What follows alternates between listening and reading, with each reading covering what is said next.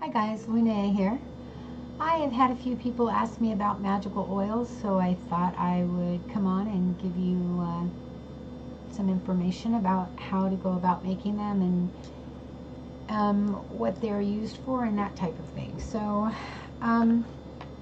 first thing I would suggest is getting a couple of books so that you know what ingredients you're using. I would suggest Scott Cunningham's Encyclopedia of Magical Herbs.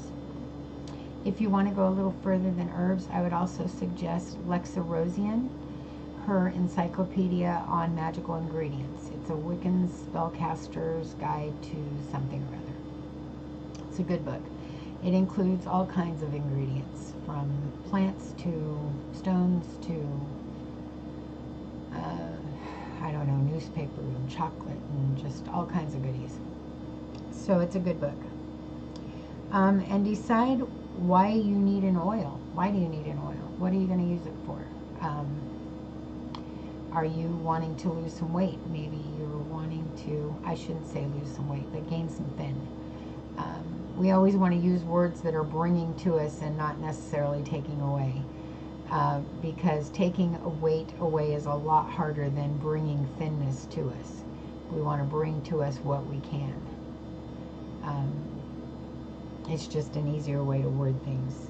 We want to bring bounty. We don't want to necessarily, and not to say that you can't say weight loss, but you're going to want to use a different moon phase, and that's a whole nother video. So decide what you need the oil for. What is it you're wanting to accomplish with an oil, and then decide. Are you going to use this oil for your skin? Is this going to be a candle oil? Is it going to be both? Excuse me. And then decide on the oil choice. Do you want a coconut oil? Is it going to be a thick, creamy thing? Is it going to be very runny? Do you want it thin? If it's going to be on your skin, do you want it to be a very light oil? If it's going to be something that you share as both, do you want it to be maybe a mixture? Do you want a olive oil, maybe a almond oil mix? Do you want to... Personally, I use canola oil or olive oil for just about everything. I don't mind getting it on my skin. I'm going to shower anyway. It doesn't make much difference. To me, that's my personal opinion. A lot of people have other preferences. I personally don't. Olive oil is a really good oil to me to use. It's just my choice. Your choice is completely up to you. So you're going to decide what you need the oil for. You're going to decide, by the way, I'm looking at my own notes. You're going to decide if it's for skin or candles or both, and you're going to decide on the type of oil you're going to use. And the next thing you're going to do is choose your ingredients. In Scott Cunningham's book, and if you were talking to Jen the Taxidermy Witch, she would know exactly which page, but I believe it's 259, don't quote me, but somewhere around there you're going to find some pages that start telling you a headline or so, healing herbs, and a list of them, maintaining health and a list of them, and so on and so forth. So look through there, decide what it is exactly that you want these herbs to do, you want this oil to do. Look through there and get your corresponding herbs.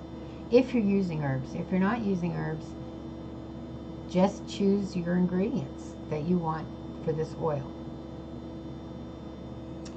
And then you're going to want either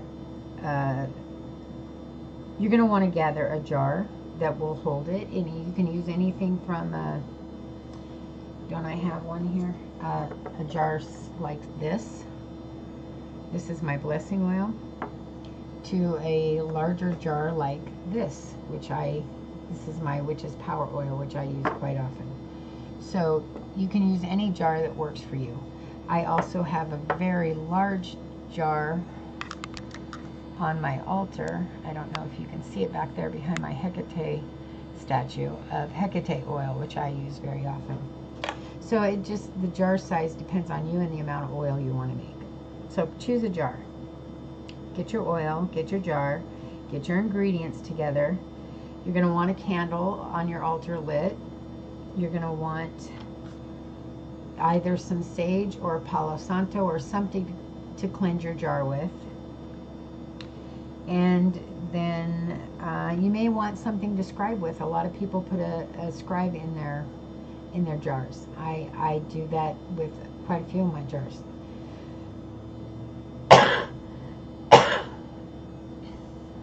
I have a tickle. You're going to want possibly some stones in your jars, in your jar of oils. So gather maybe you're going to want a crystal of some sort or just a stone of some sort. So gather those up. Any ingredients you're going to want to have those all on your altar, your working space. Get everything together, and then the next step you would take is to cleanse your jar. Oh, you're going to want a color of pen, depending on your choice of color. And I personally use a small candle, a chime candle, on the top of my oil jar when I'm finished with it. It's a personal choice to seal the spell, and it's just something I do because I'm a fire person. I like to have the element of fire in there when I'm done to seal my spell. That's, again, a personal choice, not something I'm telling you to do. And none of this is something I'm telling you to do. Someone asked me for some suggestions. I'm throwing some out there.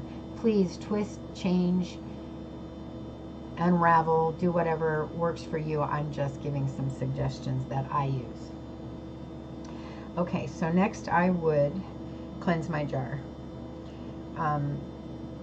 And then I might write my scribe out just to have it ready to go. So if what I mean by that is if I were making a jar, say for, I'm trying to think of something to, maybe I'm making an oil to bring upon some weight thinning. I want to gain some weight thinning. I would write a scribe that would maybe say something like less of an appetite, more exercise, just my wishes, things that I would wish that would happen for me from this oil, things that I would wish would come to me from this oil. I would have more energy. Maybe I would be more active. Maybe this is better wording. More active, more energy, less sugar, less appetite, less snacking, something along those lines. I might write on this parchment of some sort. I use paper bags for my parchments. And then I would fold that parchment towards me because this is stuff I want to bring to me. I want to bring less appetite. I want to bring more activity. I want to bring. So I'm folding these things to this scribe to me. So I want to have that ready. So I've got that ready. I've cleansed my jar. I've got my scribe ready. And I'm ready to start adding my ingredients to my jar. Whatever ingredients those are I've chosen, I will start adding to my jar at this point. About every 3-4 ingredients, 3 is a magic number in my opinion, you're going to want to add some ingredients, and then you're going to want to enchant those ingredients with your intention. My intention is I want to bring to me the ability to gain some loss of weight, gain some thinning of my body. I want to gain some thinning of my body. So I'm going to give the intention of seeing myself already thinner. I'm going to see that, and I'm going to give the intention of that to these ingredients. And then I'm going to add whatever other ingredients I've got, 2 or 3 more, and I'm going to do it again. Add more, do it again, add more, do it again. When I get my herbs or ingredients all in my jar, then I'm going to add my oil. So once the oil is added, that's where I'm at, right? Yes. Make sure that's where I'm at because I don't want to forget a step. Then I'm going to add my oil. Once I add my oil, I am then going to really set my intention. Now, I'm going to bring this up, and I'm probably going to make another video on it, but someone asked me a while back, do I ever say anything when I set my intentions? Because they never hear me say a spell. They never hear me verbalize a spell when I'm doing spells on camera. And the reason you never hear me do that is because that is personal, and that is private, and that is not something that we witches share. What we say to do a spell, is like one of the many things we have that's sacred to us, in my opinion. That's, to me, it's sacred to me. You can find verbiage for spells all over the internet. If I find a verbiage for a spell that I'm particularly drawn to, trust me, I'm going to change it and tweak it and twist it and make it my own. I choose to write my own spells. I think they're more powerful that way. I think it's more my intention and less someone else's. And I choose to write my own verbiage. Yes, I do say a spell, an incantation over my spells, but I don't do that on camera. So yes, you would possibly at this time, once you've gotten your oil in the jar and you are ready to seal the deal, at this time is when you would say your incantation. Then it is my choice to put a candle on top of the jar, melt the bottom, stick the candle on top of the jar. I say another incantation normally as I light the candle, and I let that candle burn completely out. If you're using a chime candle, it's not going to melt all over the place. You're going to have a little spot of wax in the middle. I generally leave it. If I'm worried about aesthetics, I take it off. Honestly, 9 times out of 10, it just pops off all on its own. 90% of my jars don't have any wax on them. It just pops off eventually. Especially if you've gotten any kind of oil on your jar while you're making it, the wax will normally just pop off anyway. That is my process, my own personal process for making a magical oil. What are these now? What do you do with this oil now that you've made it? Well, again, it depends on what you've made it for. I would dress a candle with this oil, and 9 times out of 10, I use almost all my oils on my body as well.